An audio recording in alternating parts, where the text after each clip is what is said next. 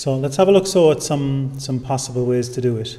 So you've got 64 slots anyway that you can use. So here's one solution. So we've got like 26 is it 26? 20, 1, 2, 3, 4, 5, 6.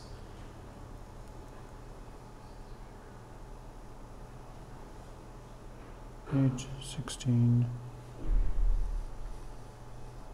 Are you missing some letters or on purpose or?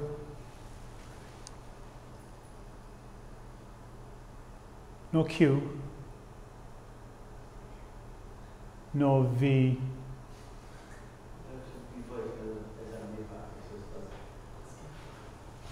No X. Did you leave those out on purpose or by accident? It's Polish. No, that's what I'm asking. That's what I'm asking.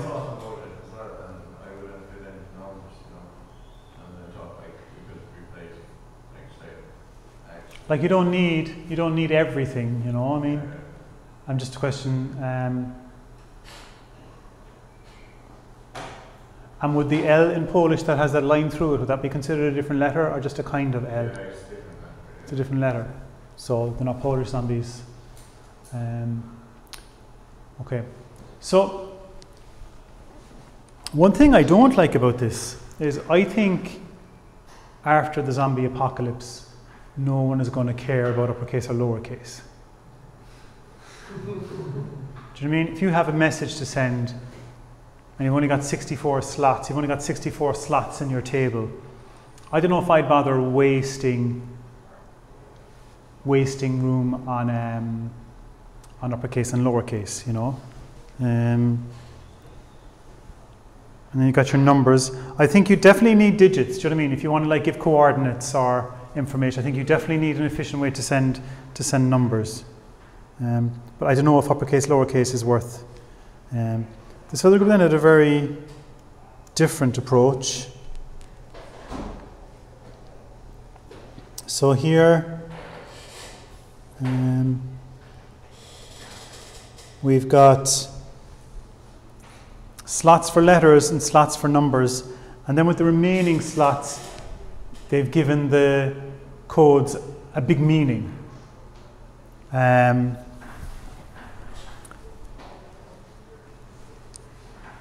you would assign those then is based, I guess, really on the most common things you might be saying, the things that might come up most common, you know.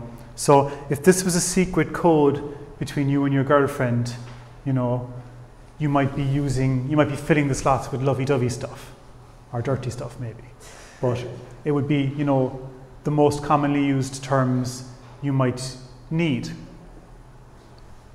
You know, in a zombie scenario, things like guns, babies. Oh, I see. So a bit of the dirty stuff too. Okay, you need to repopulate the planet. Okay, but you could see how the slots here are chosen based on the context. I do like this because, you know, it's using the extra slots for things you might want to say in a hurry. So let's have a look at some others. Again, we have the numbers. Did you use for all 26 letters? Yeah, okay. And I don't think you need uppercase and lowercase. I think it's more efficient to do something else with the extra space. So you have your slots there. Here's another group did another day. Again, they've gone for uppercase and lowercase and the numbers, which doesn't give you much left over. Something like that, you know. So all the lights off would be the letter A. If you have a guy standing on the watchtower, you know, is he just going the whole time? Take this down. A. I mean, they could be all dead. And you're just getting A all the time. So maybe you don't use the like off all the time.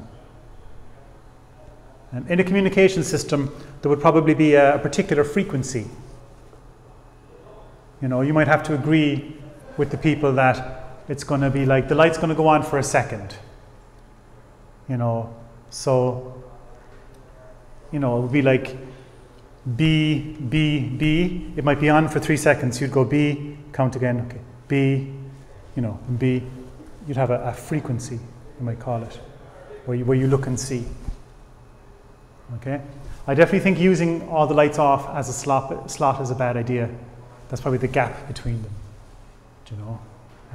So you wouldn't use all the off lights as a useful slot.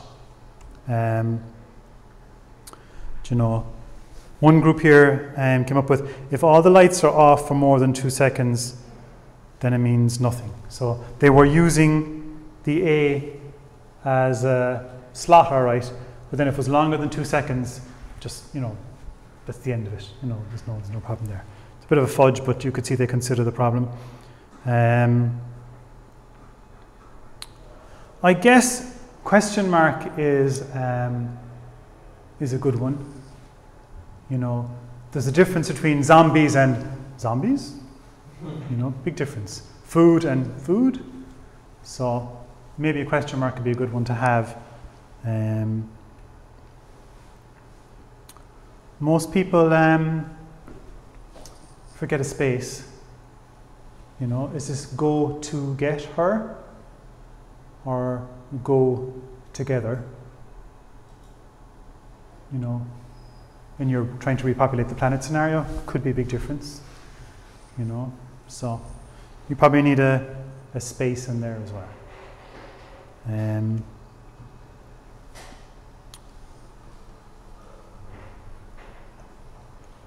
This one is not unlike yours in that you use some of the codes for special things. So, you know, you could have a code that's sort of like, you know, all's well. You might have short codes for like north, south, east, and west. You might want to be able to say things like, you know, very quickly, you know, like you might use, say, all the lights for like, oh my God, you're, you know, being approached. And then you might have a code for north, a code for south, a code for east, and a code for west. Do you know what I mean? As opposed to like Z, O, M, B, I, E's, S, you know, A, P, P, R, O, A, C, H, I, N, G, you know, F, R, O, M, S, O, U, T, H, you know what I mean? Like, you might want like, oh my God, north, you know, so some quick codes. And it is interesting that human writing systems have taken a variety of these approaches. And the technological systems we've developed for communication have adapted and taken some of those kind of approaches as well. So, you know, it may be your computer science training that has caused you to come to the conclusions that computer scientists have, or it may be just, if you think hard enough about it, you come up with the solutions that, you know, billions of other humans have come up with in different cultures. Interestingly, Braille uses 6 dots in a pair 3 by 3. So you've 1, 2, 3 dots and then 1, 2, 3 dots. And that's not unlike our traffic light system. We've got 6 bits selected or not. It is kind of constrained a little bit in that you're moving your finger from left to right across a page. So you're going to feel the left one before you feel the right one, you know, so that may have influenced it, because you're not seeing them at all. You're not seeing everything at the same time. You're seeing the first part and the second part a bit with your finger, you know, so it might have been influenced a bit by that. And I wonder, was it the first binary coding system for text? Let's have a look then at what Braille decided to do. Bearing in mind though that it wasn't optimized for, you know, zombie hordes. It was for representing written text so that blind people could read text. So again, you've got 6 to the power of 2, 64 possible slots. What were they used for then? That's interesting to see what the designers of Braille did, what options they chose. It's varied over time. There were a couple of slightly different variations of Braille. Initially it didn't have W. Why do you think?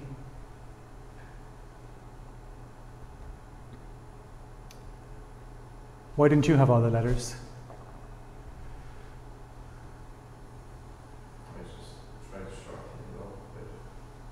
Well, the guy who invented Braille was French, and he didn't need a W. So you have letters and you have numbers, okay?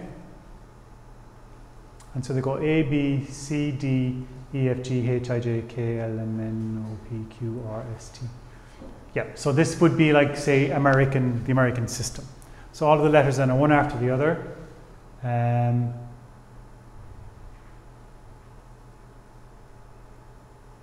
So one dot by itself there would be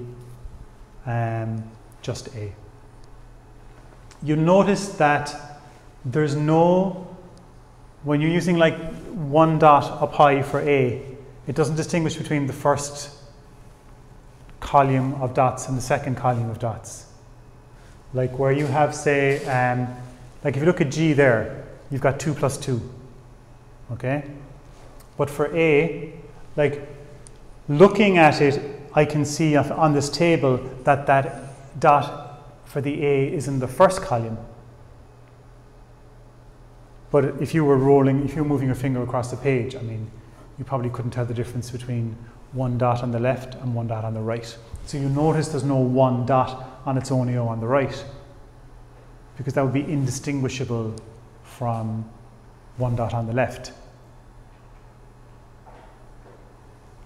Which, if you think about it, is something we didn't consider in our scenario. If it's nighttime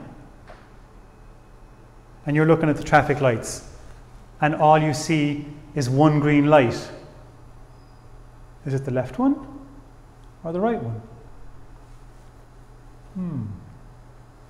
That's something we didn't consider. In the daytime, it's easy enough to see which is it. Like if you have 2 green lights, well then you know there's the 2 green lights, and it doesn't matter. If you've only got 1 green light, you don't really have very much. So there's probably combinations that wouldn't work. And the designers of Braille figured that out actually. I'm just wondering there now, so if you look at L there, and K, anywhere you've only got 1 column, there doesn't appear to be, like let's say the K there is just using the top and bottom on the left column, right? And L is using 3 in a row in the left column. There isn't any 3 in a row in the right column representing something else. Like if it was nighttime and we had the binoculars and we saw red, amber and green on the traffic lights, is that the left one or the right one? So they've kind of figured that out. Whereas if you have 2, then you're sorted. So if you're only using 1 column, you can't have another, you can't reuse the same thing on the right column. You know what I mean? So that's interesting. I hadn't thought of that before today. Now, Braille then doesn't have separate slots for numbers. So if you look there at number 2, right, it's just using B. It's like there's a symbol, you see that kind of backwards L. Can you see this here, look?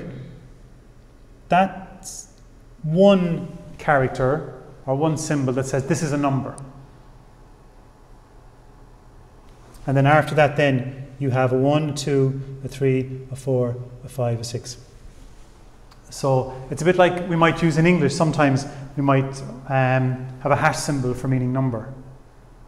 So if you don't want to waste slots in your table on numbers, you could say, well, where you see this special symbol, that means that the next thing that's coming after it isn't what you would think it would be, it's actually something else. So it's a bit like, almost like a shift key. You press down shift and then all of the keys have a different meaning from what they had before. But it's only good for one character. So in this scenario, it's as if you had a keyboard where the number for 1 is on the same key as A and the number for 2 is on the same key as B. And you have to do this escape or this shift to do a number. So to do COLIN space 2014 / space M, see we have that C there, O there. I've changed the color of that L there just so you can see that's the L, I and N. Space is just a space, which is the equivalent of all our traffic lights being off. Fair enough. And then for a 2, look, you have to use, you see up there in the red? You have to use the special sequence for numbers. So you're saying number B, which is 2, then number J, is it? Number J for 0. No, if Braille was a computer scientist, he'd probably put 0 first. Number A for 1 and number D for 4. Okay. Nowadays, we would call that special character an escape sequence. That special number thing, we call that an escape or a shift, maybe. Okay?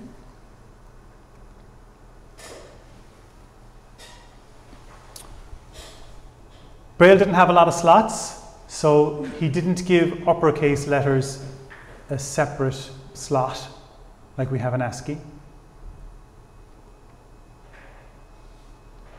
Also, in English, for example, uppercase letters are rare enough, and they're useful. I mean, you wouldn't devise a system that didn't use uppercase letters, because you do need an uppercase letter to mark the beginning of a sentence, for example, and also for people's names. The fact that something is in uppercase does tell you something. But they're rare enough not to warrant their own slot in the table, so we have this dot here on the bottom, which tells you what's coming up next is an uppercase letter. So for uppercase C, you get the uppercase dot followed by the code for C, and then just get your O and your L and your I and your N. You have number B, number J, number A, number D, and then again then we have the dot there for uppercase, and then your N. So numbers are marked with a special symbol, and the numbers share the codes from 0 to J, and then uppercase letters are marked with a symbol as well. So you could, for example, if after the zombie apocalypse you were particularly concerned about preserving the English language, you might decide, okay, we're going to have a special character for uppercase letters. So if we send this symbol, it's not something you write down as a letter. It tells you that the next thing is going to be uppercase and not lowercase. So it's like a shift key or something, like a sticky shift key. I think for the zombie apocalypse, it's worth giving numbers their own slots, because you may want to communicate coordinates. Like in a kind of a a military scenario, you may want to use numbers more often than in regular conversation. So this scenario here, where you say number 4, number 3, number 1, it's going to take you twice as long to send numbers. So it may not be useful. It'd be worth looking at the combinations of dots to see, are there many left over? Was Braille particularly constrained? Because that 2-column problem where you don't know which one you're looking at. So any questions on that? Had Braille been German, he might have been more concerned about uppercase letters. Because uppercase letters are more important in German. Every noun starts with an uppercase letter.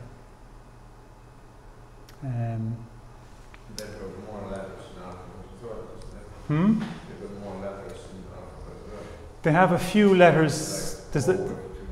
Well, that brings us to a separate problem then, which we'll see later. What do you do with like an E accent or an E grave, or an L with a line through it, or an O with the 2 dots above it? You know, this is grand for English. What happens when you use foreign languages where you have accents on letters? That's a problem too. But I think the parallels between Braille and our zombie scenario are quite interesting. Okay, so escape sequences are special symbols in a code that don't themselves mean anything, and they modify the symbols that follow. So we see these a lot in computer systems. So the sequence, there's the character that said what's coming up next is a number, or the character that said what's coming up next is an uppercase letter. We call that an escape sequence. So we see that a lot. Okay, and they're handy because they can extend the system beyond what would have been allowed with the number of bits you had. So for example, in our scheme we were wasting 26 slots on uppercase letters, so we could have uppercase and lowercase. But with just 1 slot you could do what Braille did and handle the uppercase letters that way. It doesn't mean that it will be longer, but you wouldn't be using uppercase letters very often, so the fact that it's longer but infrequent isn't a big deal. You can imagine if Braille had gone the other way and said, well look, we'll default to uppercase letters, but if it's a lowercase letter, we'll put the dot in front. That would have been a bit thick, because lowercase letters occur much more frequently than lowercase letters. So give the lowercase letters the short codes, because they're frequent, and give the uppercase letters, the infrequent ones, the longer codes. Makes more sense, because your messages then on average will be shorter. So that's something that'll occur later as well. If you don't have traffic lights, if there's no power left after the zombie apocalypse, you might have guys on your towers with flags. Good old-fashioned semaphore.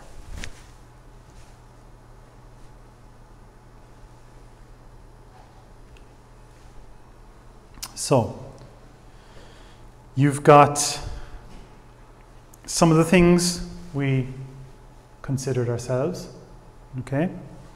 I don't know if you can see it there, look. But some of the codes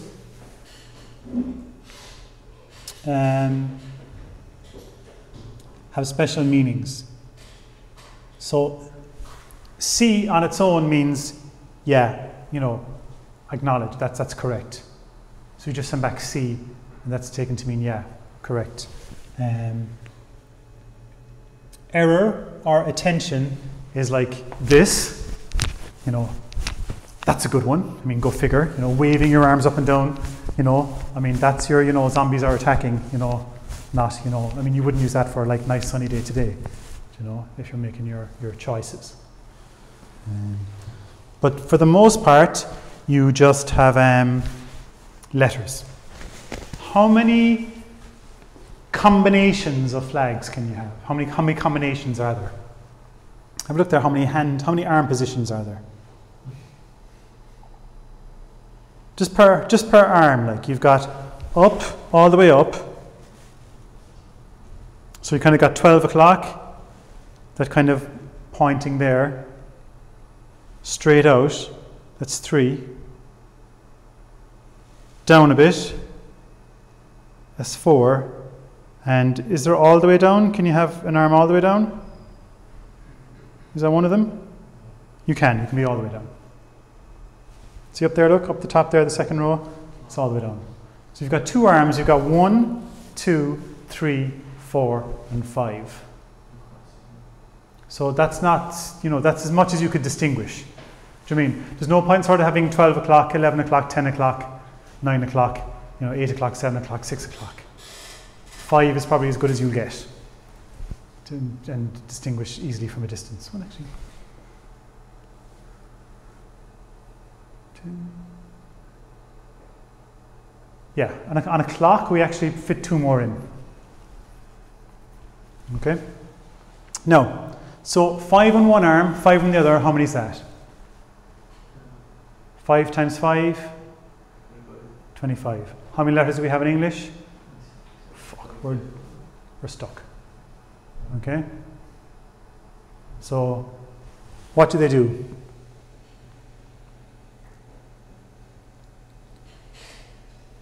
We've only got 25 slots.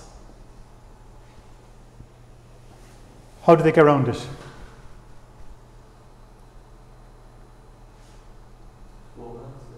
Yeah, that's one way. 2 hands on one side. That's giving you an extra slot. So see there for O, there's 2 hands over to one side. That's kind of cheating. That's like putting 2 values in one bit. Do you mean? Right, so that's an extra go there. 2 hands on one side. You notice they don't do that very often. I mean, the difference between this and this is very hard to distinguish if you're in an aircraft carrier. Like my 2 hands were pointing the same way. I mean, you won't get much out of that. You couldn't possibly use one. Well, you could. Well, how is this different to this? That's a hard one, right? My arm straight up on the right, or my arm straight up on the left, same arm. That's not going to work. The difference between this and this, my right arm pointing the same way as my left arm straight out, as in not there. How's that distinguishable from that we have for O there? So really they only cheated in 2 places, I think. You've got this way, isn't it? And there's another one. Oh no, there's a couple of them where there's 2 arms on the one side, yeah? So W and X. O.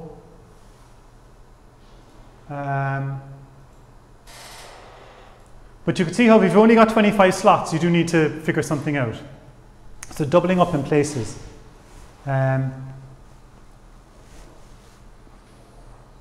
Z as well. Notice that the doubling up happens in places where you might be using those letters that much anyway. W, X, and Z.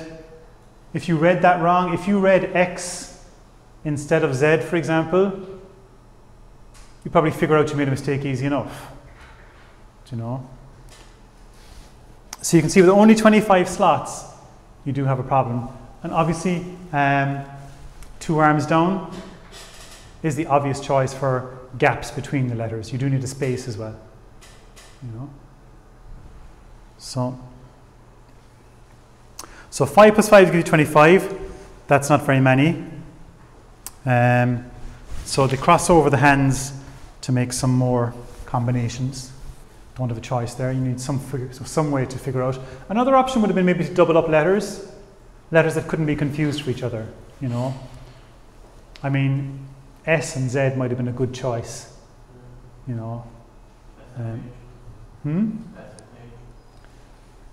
For English speakers, I don't know. I think.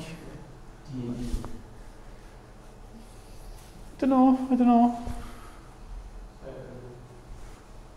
Anyway, you could have doubled up some definitely if you were stuck. No, yeah.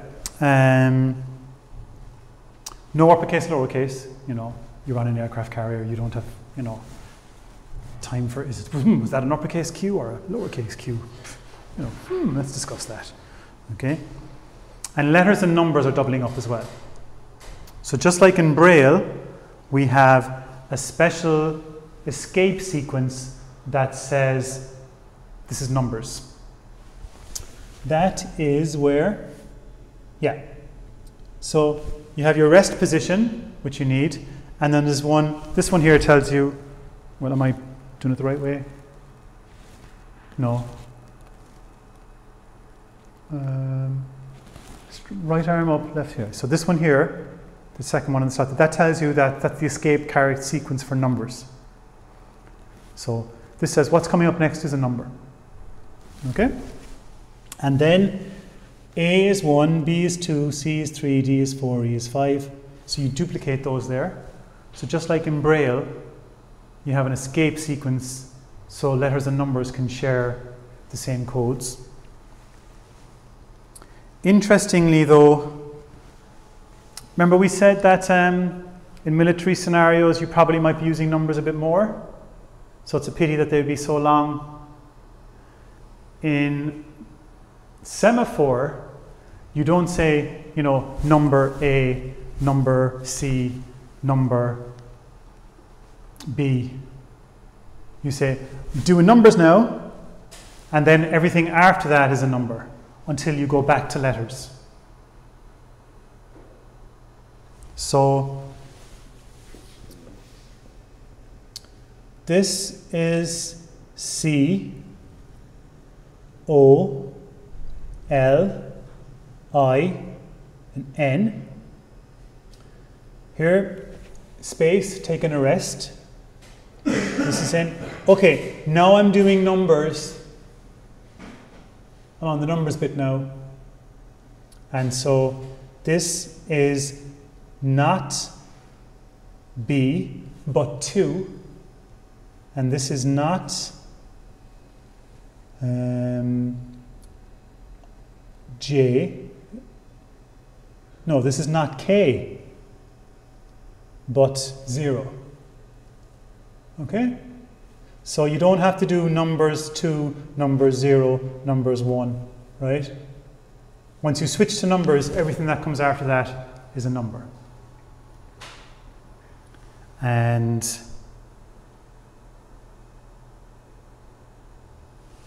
he's taking a rest here now, again. And now he's saying here, look, this one says I'm going back to letters.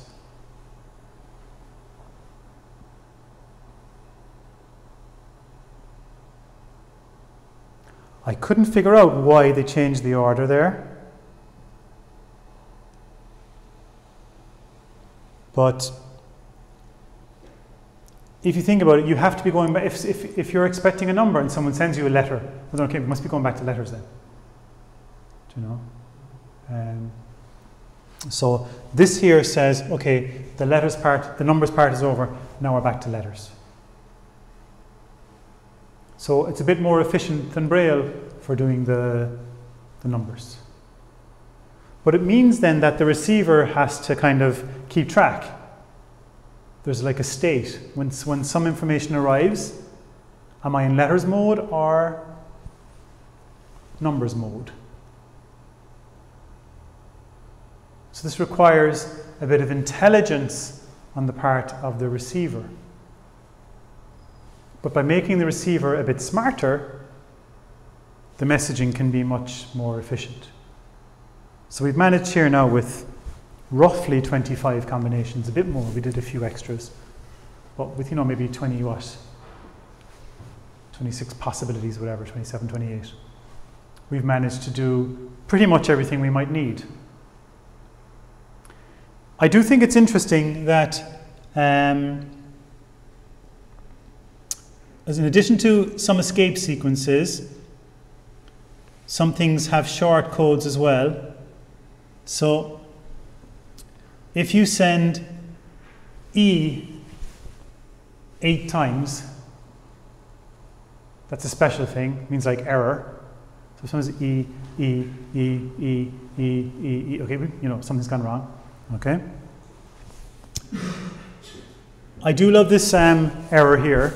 That's like your, you know, special codes with special meanings. The system has that as well. Okay. So our table looks a bit boring now in comparison. But, because we have 7 bits, we can have a slot pretty much for everything. And that's typically what we do in English anyway. So in the English-speaking world, pretty much 7 bits we're laughing. You know, we have enough for our uppercase, enough for our lowercase, plenty of punctuation, spaces, and so on. Okay? There are standard tables for characters then. Standard mappings of bits to characters. The most widely used is ASCII, or the American Standard Code for Information Interchange. There was another one that was only used in IBM systems called ASCII, but that's extinct now. You see, if you're making a computer system, you know, you can have anything you want. You know, you can have zombie code 17, and that's going to be fine. But if you want that to communicate with something else, then you need to agree on a standard. And so that's where the standards then came in. So if you save a file on one computer system and you want it opened on another, well then all of a sudden now you need some agreement. And so we got the American Standard Code for Information Interchange. So that uses 7 bits for each character. And we use 0 to 127. Of course, it was the American Standard Code for Information Interchange. So they didn't bother dealing with, you know, E acute or E grave. They didn't bother dealing with the sharp S in German. They didn't bother dealing with the ñ in España. You know, screw those foreigners. This is the American Standard Code for Information Interchange. So that caused problems where you had non-English characters. Okay, so this is a ASCII table from a long time ago. You see there B1, B2, B3, B4. So we actually read this, let me just read it like so. This uppercase A here is 1100001. So the table I showed you before, my one, we read differently. Okay, here the most significant bits are on the top and the least significant are on the side. So uppercase A is 1000001. What's that in decimal? Uppercase A for ASCII for uppercase A. What's its ASCII value? You don't know? Everyone knows that. Uppercase A is 65. If the nerds in charge of heaven know and you get that question wrong, they won't recognize you as one of their own. And you'll be sent the other way. Lowercase a is here, 1100010. Looking at the difference in ASCII values, what's the difference between lowercase a and uppercase a? 97 minus 65 is 32. So you note there's one bit in the difference.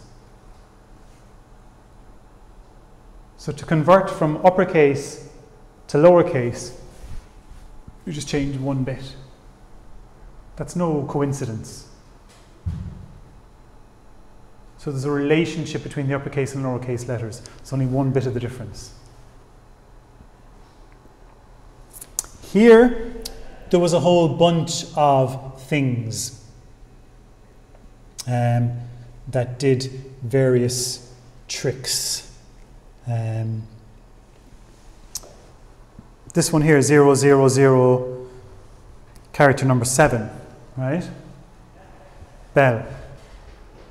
That was the ding. I mean, if you imagine back to an old computer system, almost like a typewriter. The value for 7 was actually like a ding noise.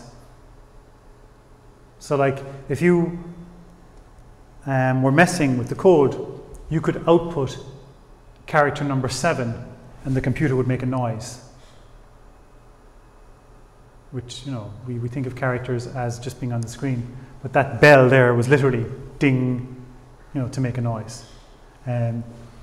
Many of these characters then were special things to do with, tapes and systems communicating with each other and stuff that we don't typically use anymore. But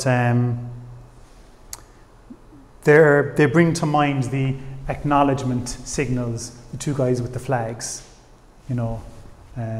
sending messages to each other. So, this is an escape. I think NAK, I can't remember now.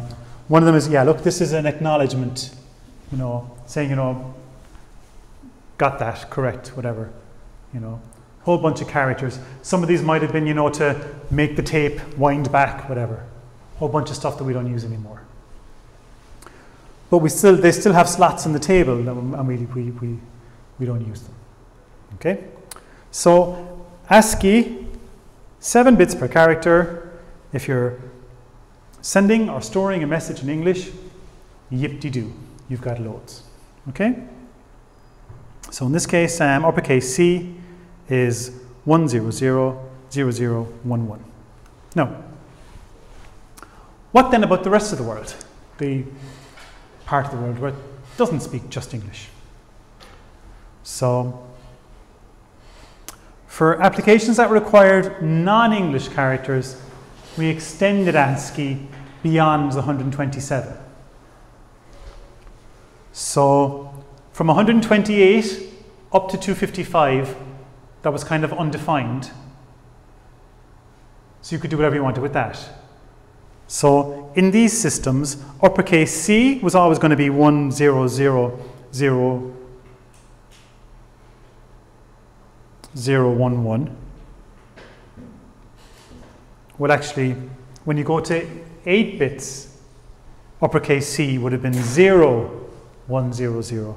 So when you go to 8 bits, if the first bit was 0, well, you were in bog standard ASCII land. If the first bit was a 1, you were off the reservation in, whatever country's table system you were using. So all bets were off. So 0 to 127 was standard ASCII. So 65 was uppercase A in an English system, and a French system, and a German system, and a Polish system, and a Swedish system. But 165, well, that depends, depending on where you were. So initially, for example, in DOS, you had what were called code pages. So you had separate tables. So like code page 737 was for Greek. And so 0 to 127, standard ASCII, 128 to 255, stuff Greek people use. Code page 850, in that table, 0 to 127 was bog standard ASCII, and then 128 to 255 was stuff that people in Western Europe, so like France and Germany, Spain, whatever, used. There was a separate one for like Baltic language, Central European languages, I guess like Polish, Czech, they had a table. You probably find that there was kind of a, code table for, communist countries kind of thing. Portuguese had its own, Icelandic had its own, French Canadian was separate from French, you know. So if you had a document saved in France, when you opened it up in Quebec, even though we're both in French, you know, all bets were off if you didn't use the same system. So there was agreement on what a character between 0 and 127 was. Beyond that, you know, you were taking your chances. We still see that today when you send a text message. Sometimes you might get a text message, or sometimes you even get an email from France, say, and where there would have been any, you know, fada, as we'd call it in Ireland, it screws up. Has that ever happened to you? Does Polish translate properly when you get text messages? No. So what's going on there is that the characters between 0 and 127 were grand, but beyond that, there wasn't agreement on what things would be.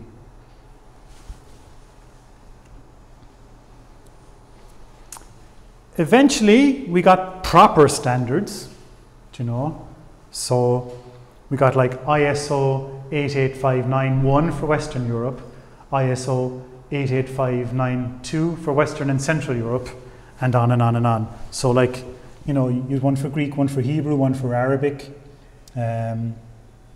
Western Europe amended Turkish character set, Baltic languages including Polish, Celtic languages, Irish, Scottish and Welsh. So if you're in Ireland and you're writing in Irish, you were using a different standard to English. ISO 8859-15 added the euro sign, which we didn't have, you know, all these kind of things. So although we got standards eventually, this was just a Microsoft thing, the code pages. Eventually we got standards, but even then there was like a shed load of them, you know, didn't have a whole lot. See, all this was grand. Like if you were in France, there was a time if you were in France, you know, you communicated primarily with French people. It was only when we got the web, as we know it now, and we got, you know, in the internet proper, that this all started to fall apart. You know, someone sends you a document and you open it up and it's gobbledygook because they saved it using ISO 885911. Whereas you're expecting, your system was expecting ISO 8859-1. God help us, do you know?